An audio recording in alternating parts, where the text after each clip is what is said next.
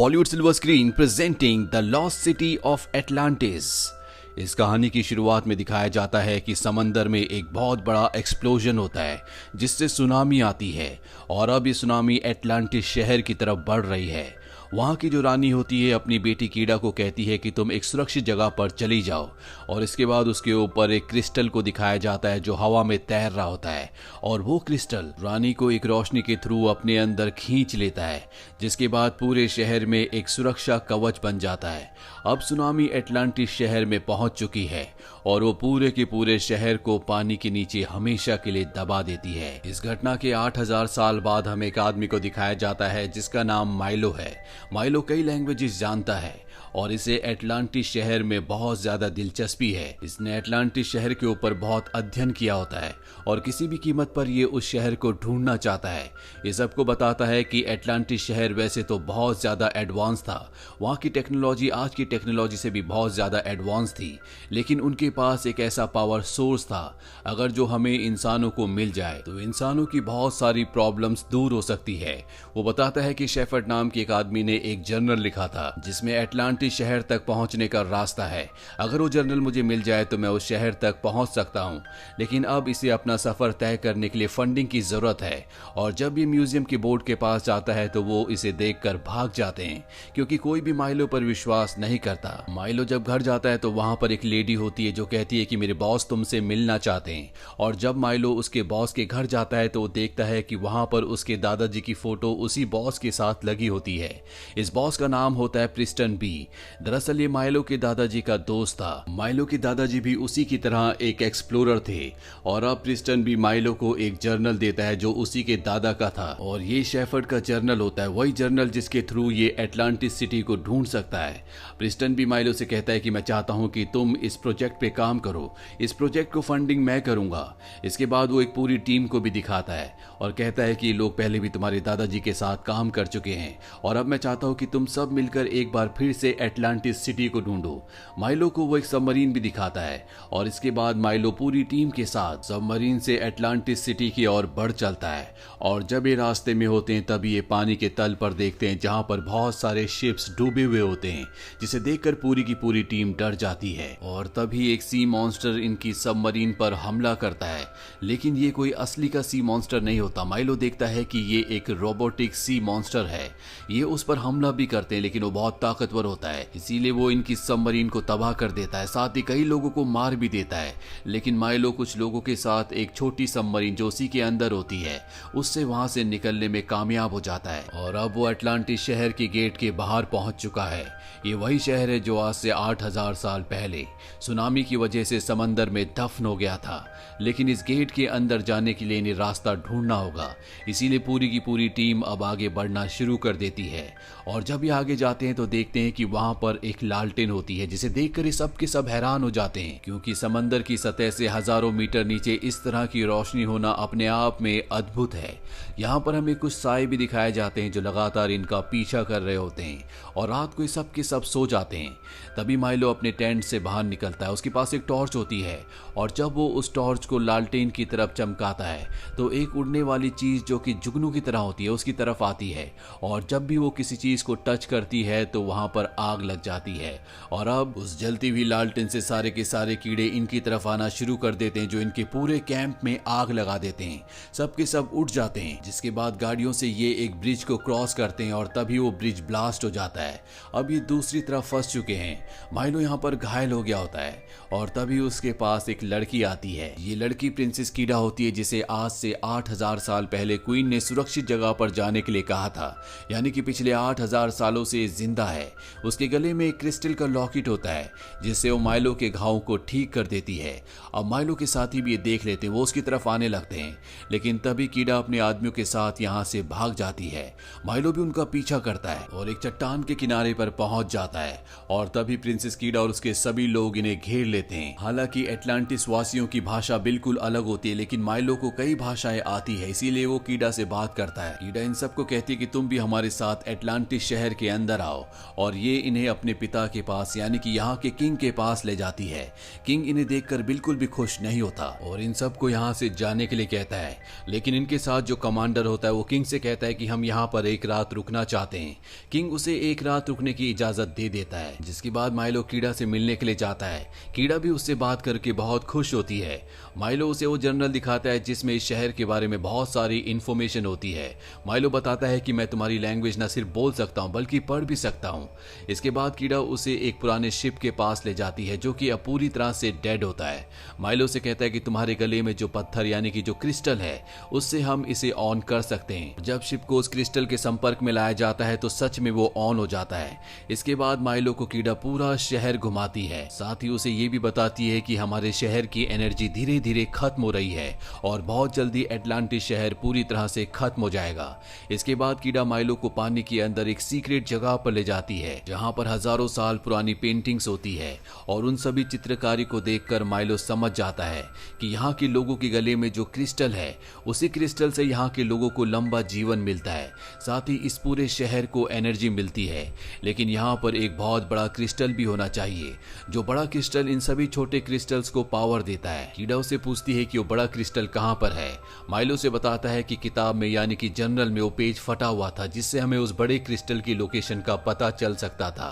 और इसके बाद जब माइलो पानी से बाहर निकलता है तो वहां पर कमांडर होता है और जर्नल से जो फटा हुआ पेज था जिससे बड़े क्रिस्टल के बारे में पता चल सकता था वो भी उसके पास होता है। दरअसल कमांडर उस बड़े क्रिस्टल के लिए यहाँ पर आया है ताकि वो उससे खतरनाक हथियार बना सके, उसकी एनर्जी को यूज कर सके। वो कीड़ा को गन पॉइंट पर ले लेते हैं और माइलो से कहते हैं कि अगर तुमने उस बड़े क्रिस्टल को नहीं ढूंढा तो हम कीड़ा को मार देंगे। अभी जो जर्नल का पेज होता है उस पर लिखा होता है कि उस बड़े क्रिस्टल की लोकेशन सिर्फ राजा को पता है, इसीलिए राजा के पास जाते हैं और उससे पूछते कि हमें बताओ कि वो क्रिस्टल कहाँ पर है। पर राजा साफ साफ मना कर देता है कि मैं तुम्हें उसकी लोकेशन कभी नहीं बताऊंगा। वो राजा को मारने लगता है और तभी वो देखता है कि वहां बीचों बीच एक जगह ऐसी होती है जहां पर एक निशान होता है जो कि जर्नल पर भी होता है और जब वो उस निशान के ऊपर खड़ा होता है तो लिफ्ट की तरह नीचे जाने लगती है। अब ये सब के सब नीचे पहुंच जाते हैं जहां पर इन्हें हवा में तैरता हुआ वो क्रिस्टल दिखता है जिसके चारों तरफ पत्थर होते हैं। दरअसल ये पत्थर नहीं बल्कि एटलांटिस की पूर्वजों की आत्माएं हैं जो उस क्रिस्टल की रक्षा कर रही हैं। यहाँ पर किसी को नहीं पता होता कि क्रिस्टल को नीचे कैसे लाया जा सकता है और तभी क्रिस्टल से एक रोशनी निकलती है और वो कीड़ा को अपने साथ ऊपर हवा में ले जाती है। जैसे आज से 8000 साल पहले कीड़ा की माँ को यानी कि क्वीन को ऊपर ले गई थी और इसके बाद सभी पत्थर तेजी से घूमने लगते हैं। सारी की सारी क्रिस्टल की एनर्जी कीड़ा के अंदर आ जाती है और वो क्रिस्टल की तरह चमकने लगती है, जिसके बाद पूर्वजों के पत्थर भी नीचे गिर जाते हैं। और तभी कमांडर कीड़ा को एक बॉक्स के अंदर बंद कर देता है और अपने साथ यहाँ से ले जाने लगता है। माइलो कहता है कि अगर तुम इसे अपने साथ यहाँ से ले गए तो ये पूरा का पूरा शहर तबाह हो जाएगा, क्योंकि अब कीड़ा के अंदर ही उस क्रिस्टल की एनर्जी है और ये एनर्जी इस शहर को चाहिए। माइलो अपने सभी साथियों से कहता है कि हम अपने निजी स्वार्थ के लिए किसी दुनिया को तबाह नहीं कर सकते। माइलो के जितने भी साथी होते हैं वो सब के सब ये बात समझ जाते हैं और वो माइलो का साथ देने के लिए तैयार हो जाते हैं, लेकिन कमांडर उसकी बात नहीं मानता। और कमांडर की एक साथी भी होती है जो कमांडर के साथ होती है और ये दोनों के दोनों कीड़ा को यहाँ से उस बॉक्स के अंदर बंदी बनाकर ले जाते हैं। कमांडर यहाँ पर ब्रिज को भी ब्लास्ट कर देता है ताकि कोई इनका पीछा ना करे और जैसे जैसे कमांडर कीड़ा को अपने साथ यहाँ से यानी कि एटलांटिस सिटी से दूर ले जाता है, यहाँ के लोगों के गले में जो क्रिस्टल होते हैं उनकी रोशनी अपने आप ही डिम होना शुरू हो जाती है। साथ ही यहाँ का पानी भी सूख जाता है, यानी कि अब ये शहर जो कि हजारों साल पुराना है अब वो धीरे धीरे मर रहा है। इसके बाद सब के सब राजा के पास जाते हैं जो अपनी जिंदगी की आखिरी सांसें ले रहा होता है। वो माइलो को बताता है कि आज से 8000 साल पहले मेरी वजह से एटलांटिस में सुनामी आई थी। दरअसल मैं क्रिस्टल की पावर को हथियार बनाने के लिए, वेपन्स बनाने के लिए इस्तेमाल कर रहा था, जिससे ब्लास्ट हुआ और पूरा का पूरा शहर पानी के अंदर डूब गया। जब भी हमारे शहर पर, हमारी दुनिया पर कोई भी परेशानी या कोई भी विपदा आती है तो क्रिस्टल उसे बचाने के लिए रॉयल फैमिली में से किसी एक को चुन लेता है। 8000 साल पहले उसने मेरी पत्नी को चुना था जो उस क्रिस्टल के अंदर मर्ज हो गई थी और पूरे शहर में एक सुरक्षा का कवच बन गया था और अब उसने मेरी बेटी कीड़ा को चुना है। अगर ज्यादा वक्त तक कीड़ा क्रिस्टल के साथ मर्ज रही तो वो भी अपनी मॉम की तरह मर जाएगी। राजा अपने गले के क्रिस्टल को माइलो को दे देता है और कहता है कि तुम्हें मेरी बेटी को बचाना होगा और इसके बाद राजा की मृत्यु हो जाती है। पर यहाँ से कमांडर के पीछे जाना बहुत मुश्किल है क्योंकि उसने ब्रिज को उड़ा दिया है और तभी माइलो को याद आता है कि यहाँ एटलांटिस वालों के पास उनके अपने उड़ने वाले पुराने शिप्स हैं जिन्हें क्रिस्टल की मदद से एक्टिवेट किया जा सकता है और वो सबको सिखाता है कि किस तरह से इन शिप्स को एक्टिवेट किया जाता है। और अब इस सब के सब कमांडर के पीछे जाना शुरू कर देते हैं। कमांडर ने यहाँ पर सोए हुए ज्वालामुखी के मुंह को ब्लास्ट कर दिया होता है और बैलून की मदद से वो यहाँ से कीड़ा को लेकर निकल रहा होता है, लेकिन तभी माइलो अपनी पूरी टीम के साथ यहाँ पर आ जाता है। वो कमांडर के ऊपर हमला कर देता है पर शुरू में उसे नहीं पता होता कि इनके शिप्स में हथियार हैं और जब उन्हें पता चलता है तो वो कमांडर की पूरी टीम को खत्म कर देते हैं। कमांडर का जो बलून है जिससे वो कीड़ा को लेकर यहाँ से निकल रहा होता है, माइलो अपने फ्लाइंग ऑब्जेक्ट को उस बलून से टकराता है जिससे उसकी स्पीड कम हो जाती है और अब कमांडर जल्द से जल्द यहाँ से निकलना चाहता है। इसीलिए उसकी वो साथी जिसने उसका साथ दिया था, कमांडर उसे ऊपर से उठाकर नीचे फेंक देता है। माइलो कमांडर के ऊपर हमला कर देता है। इन दोनों के बीच में लड़ाई हो रही होती है और कमांडर ने जिस साथी को ऊपर से उठाकर नीचे फेंका था उसे कमांडर के इस धोखे पर बहुत गुस्सा आता है। वो अपनी गन निकालती है और बलून को ब्लास्ट कर देती है और अब बलून नीचे आने लगता है। कमांडर के पास एक कुल्हाड़ी होती है जिससे वो माइलो पर हमला कर रहा होता है और गलती से वो कुल्हाड़ी उस बॉक्स के शीशे पर लग जाती है जिसके अंदर कीड़ा है। माइलो उस टूटे हुए कांच के टुकड़े को उठा लेता है और ये कांच का टुकड़ा कीड़ा की एनर्जी से पूरी तरह से चार्ज हो चुका है और जब माइलो कांच के उस टुकड़े से कमांडर के हाथ पर हमला करता है तो क्रिस्टल की पावर उसके अंदर भी आ जाती है और वो एक क्रिस्टल मॉन्स्टर बन जाता है और अब वो माइलो को खत्म करना चाहता है। पर तभी यहाँ पर जो बलून का ब्लेड होता है जिससे वो ऊपर उड़ रहा था, वो ब्लेड उससे टकराता है और वो चकनाचूर हो जाता है और इस तरह से कमांडर की मौत हो जाती है। अब वो बैलून भी नीचे बेस से टकराता है जिससे अब ज्वालामुखी का लावा निकलना शुरू हो जाता है। लेकिन माइलो किसी तरह से बॉक्स के साथ कीड़ा को यहाँ से वापस एटलांटिस सिटी ले आता है और जब बॉक्स को खोलते हैं और कीड़ा एटलांटिस सिटी पर अपना पैर रखती है तो पूरे शहर में एक बार फिर से एनर्जी आ जाती है। पूरा का पूरा शहर चार्ज हो जाता है। साथ ही कीड़ा के पूर्वजों के जो आत्मा के पत्थर होते हैं वो भी हवा में उड़ने लगते हैं। कीड़ा भी उनके बीच में चली जाती है।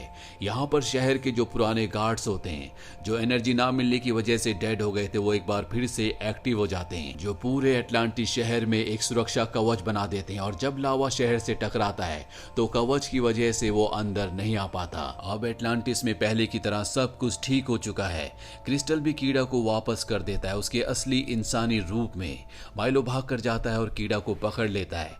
दरअसल अब ये दोनों एक दूसरे को प्यार करते हैं और सब कुछ ठीक होने के बाद एटलांटिस के लोग माइलो को अपने साथ रखने का फैसला कर लेते हैं और अब कीड़ा यहाँ पर जितने भी माइलो के साथी होते हैं उन्हें बहुत सारा सोना तोहफे के रूप में देती है क्योंकि इन सब ने उनका साथ दिया था। इसके बाद ये सब के सब एक साथ फोटो भी लेते हैं और ये वादा करके जाते हैं कि ये एटलांटिस सिटी के बारे में कभी किसी को नहीं बताएंगे ताकि ये सिटी हमेशा सुरक्षित रह सके।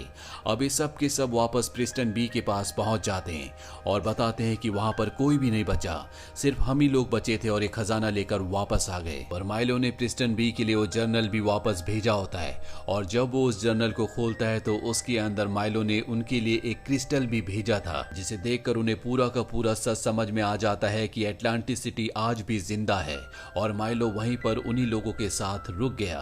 तो ये थी पूरी कहानी फिल्म एटलांटिस द लॉस्ट एम्पायर की। ये मूवी ईयर 2001 में रिलीज हुई थी। IMDb पर इसकी रेटिंग है 6.9। उम्मीद करते हैं कि ये कहानी आपको पसंद आई होगी।